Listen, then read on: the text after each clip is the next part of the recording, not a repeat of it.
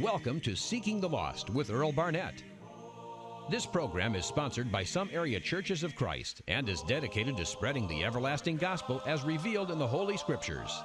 The churches of Christ accept the Scriptures as totally inspired of God and the all-sufficient guide for faith and practice. Therefore, they reject all doctrines of men and rely totally on the Bible to direct their course in serving God. It is our pledge to you that each lesson will be the truth as revealed in His holy word. Mr. Barnett carefully prepares the graphics so you can clearly see the book, chapter, and verse of each lesson taught. We urge you to either copy the scriptures used or record this program for further study. If you have any questions or comments, or if you need prayer, the Seeking the Lost ministry can be reached toll-free at 1-800-390-7734. It is our prayer that Seeking the Lost will be an important source of information about God's Word and will help you more perfectly worship Him. And now, here is Mr. Barnett. Hello, ladies and gentlemen. Thank you for tuning in to the Seeking the Lost broadcast. I think I have a very interesting subject for us to study today. It's going to be entitled, what David said in Psalms 139 and 14, I will praise you, for I am fearfully and wonderfully made. I suppose that there have been many sermons that have been preached on this particular passage, so here comes another one. Now look at this. I will praise you, for I am fearfully, in other words, in astonishment and awe. And you think about the human body, and it is an astonishment, and it is truly awesome.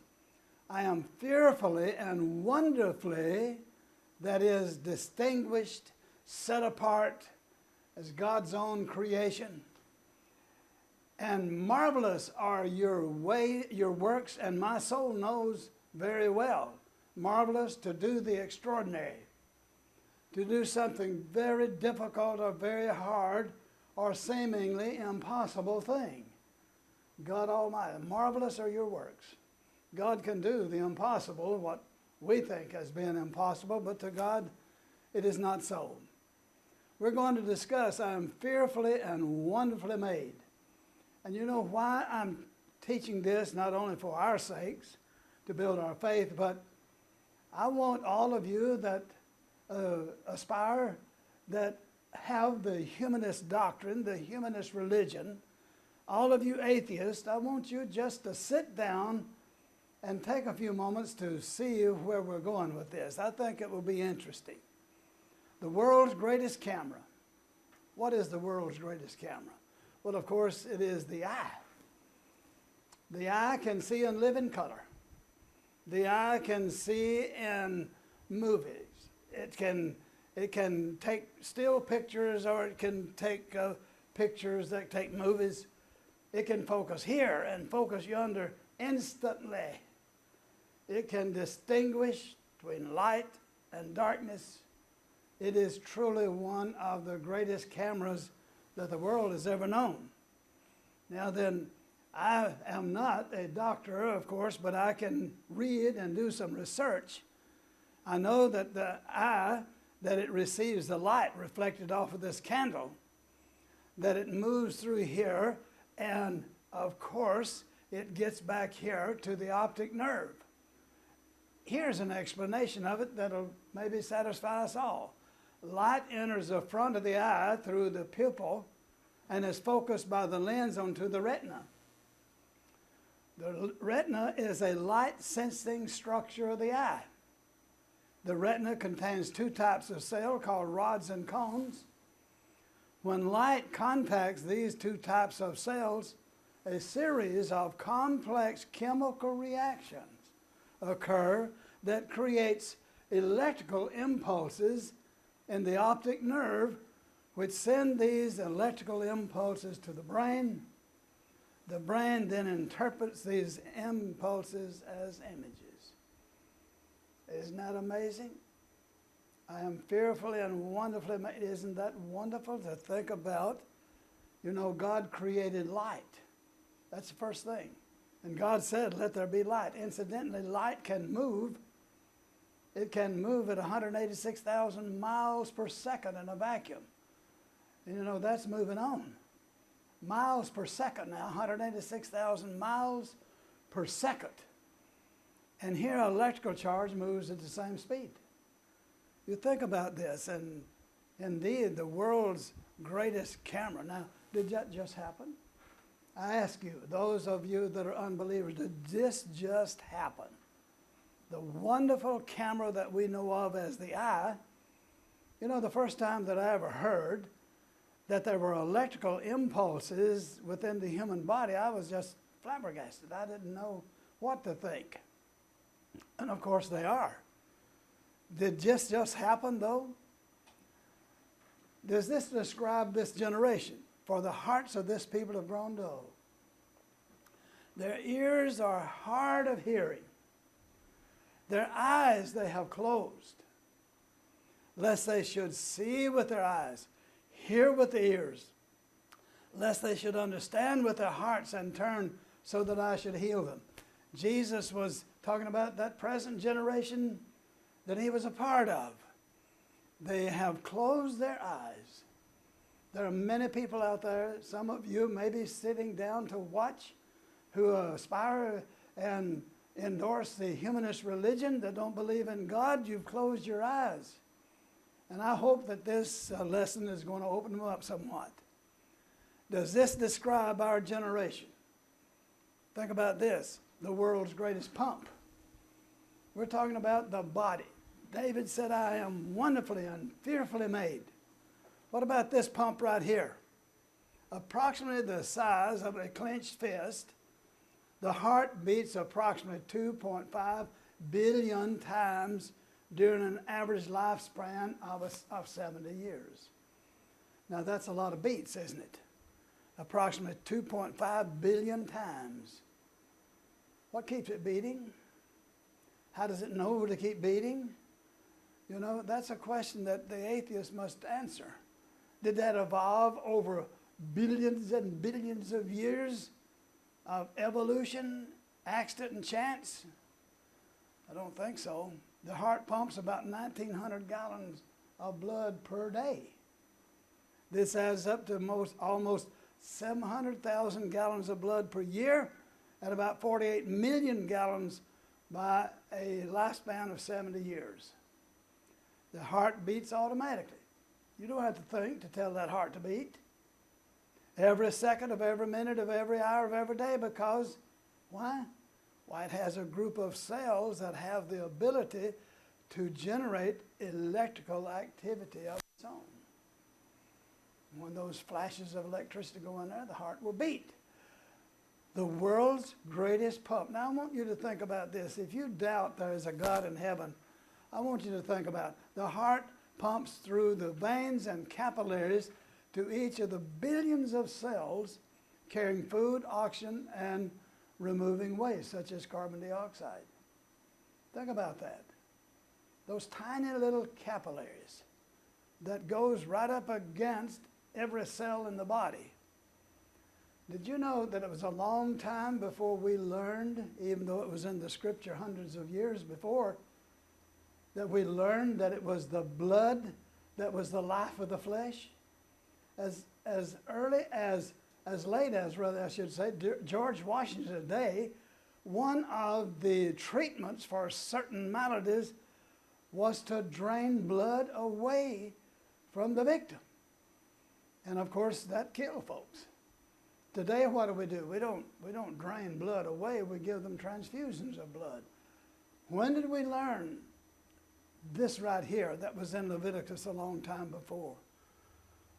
Whatever man of the children of Israel or of the stranger who dwell among you, who hunts and catches any animal or bird that may be eaten, he shall pour out his blood and cover it with dust. For it is the life of all flesh. Its blood sustains its life. It's only now in the 21st century that we know so much about what the blood actually does.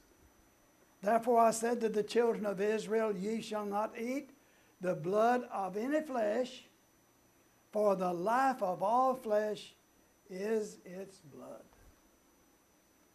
What do you think about that, atheist? What do you think about that non-believer? That here in the scriptures thousands of years before we discovered that the blood indeed is the life of the flesh, and we shouldn't be draining blood out of a person, but we should be giving them transfusions. It was in the scriptures all this time. I ask you, the unbeliever, which of these pumps did not have a designer? Now, I picked this one because it is such an antique. All of you have seen these old handled pumps, I guess. I know that I have. I grew up in a mining camp, and they had those wells there that you go out and pump water. Sometimes you'd have to pour water in order to prime it so you can get water out. But which of these, if I came to your school, if I applied to be a professor, and I said, I don't believe that pump right there had a designer, I don't believe it had a purpose, I just don't believe. I think through years and billions of years, accident and chance caused that pump. You wouldn't get the job, would you? Oh yeah, you may very well. In today's modern society, there's the best pump you've ever heard of. The fool has said in his heart. The word heart is sometimes used for the soul of man, for the inner man. There is no God. A person that draws back and looks at this pump and say that it had no designer, it had no purpose, my friends, he is a fool. Somebody says, you're not supposed to call anybody a fool. I'm not, but God Almighty is. He said, the fool has said in his heart, there is no God. Would you hire a person that just declared that old ancient well pump had no builder or designer or purpose? Would you put him to work in your school? Well, no. There's a lot of professors that are in school today that are teaching that this did not have a designer, did not have a purpose. Think about it. Now look at this. The world's greatest electrical grid. They tell us that one of the great dangers in the United States today is our electrical grid. That well-placed demolition teams could really shut down our electrical grid. And of course, they're trying to improve that. But that's not the electrical grid here. United States or the world is nothing to compare with this one, the human nervous system. Just think about it. Now this is a diagram of the nervous system of the human body. Now I can't pronounce half of those names, but doctors who have studied these things know them very well. And some of them specialize in the nervous system. Just think about it. Here is the brain, the cerebellum, and the spinal cord. And these nerves all connect to the spinal cord, send messages up to the brain. Isn't that something else? Just think about it. The nervous system is a network of cells by which messages are relayed back and forth between the brain and various parts of the body by transmitting information in the form of electrochemical signals. There's that business of electricity running through your body again. The nervous system is divided into two parts, the brain and the spinal cord, and then the peripheral nervous system. Remember that I said all the signals from every part of the body goes through the spinal cord to the brain. There is an exception to that, which we will notice later. When we accidentally touch a hot object, here it is, the nerves that are connected to our skin, you know our skin is an organ too, transmit the message of pain to the brain immediately. You know, you put your hand on a hot stove. In response, the brain directs the muscles of the affected area to pull away from the source of pain. The whole process is executed in fractions of a second. I am fearfully and wonderfully made. Put my hand on the stove. If I got to think about, well, you know, that's too hot, I've got to move it, and then eventually move it away. It's instantaneous, isn't it? You know what? How did that develop over billions and billions of years? There are billions of nerve cells in the human body, more than the number of stars in the Milky Way galaxy. The human brain alone consists of 100 billion neurons. If all these neurons were lined up, it would form a 600-mile-long line. That's in your brain. Did that develop over billions of years? The human spinal cord, with an average length of about 19 inches, consists of around 13,500,000 neurons. All the messages relayed between the brain and other parts of the body go via the spinal cord, except that one when you put your hand on a hot stove. How did that work out? The nervous system is able to transmit impulses at the speed of 100 meters per second. Some of them go as high as 180 miles an hour. Now, from your toe to your brain and back, just think about 180 miles an hour. Now, that would be moving on, wouldn't it? In a child developing inside the womb, the neurons are known to grow, look at this, at a rate of 250,000 neurons per minute. How'd that happen?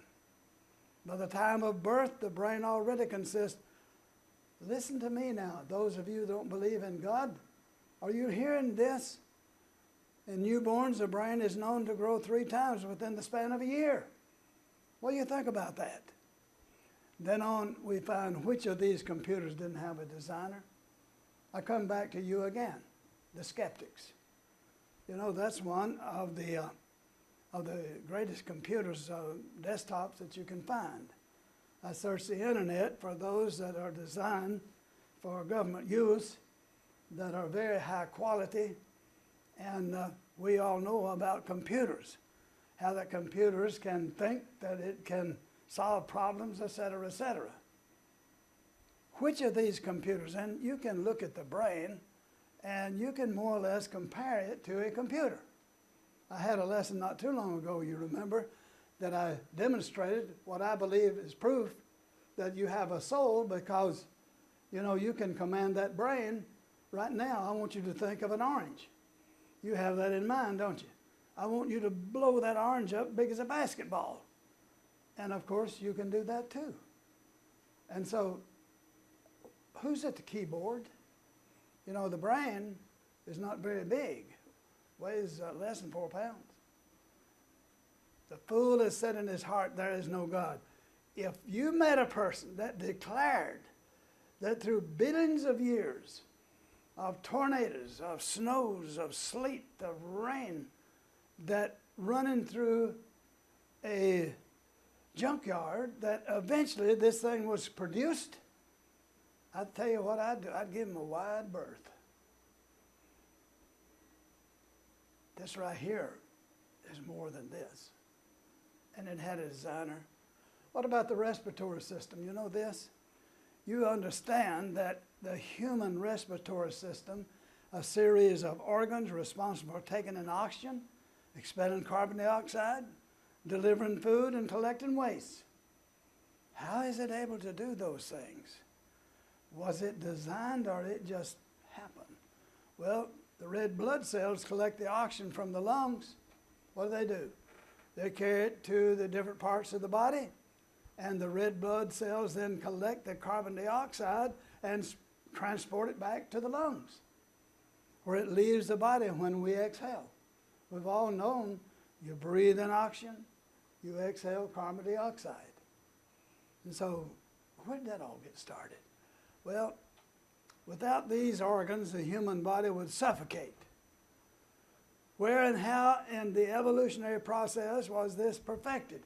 How many so-called pre-human forms just lay out on the ground and suffocated because, why, these organs weren't in place. They were still in development.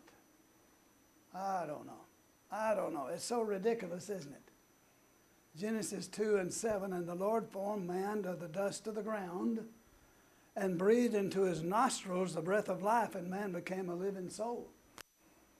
In other words, he started him up. Somebody says, you think he just got out there in the dust and on the side of the riverbank and made a mud baby and caused it to live?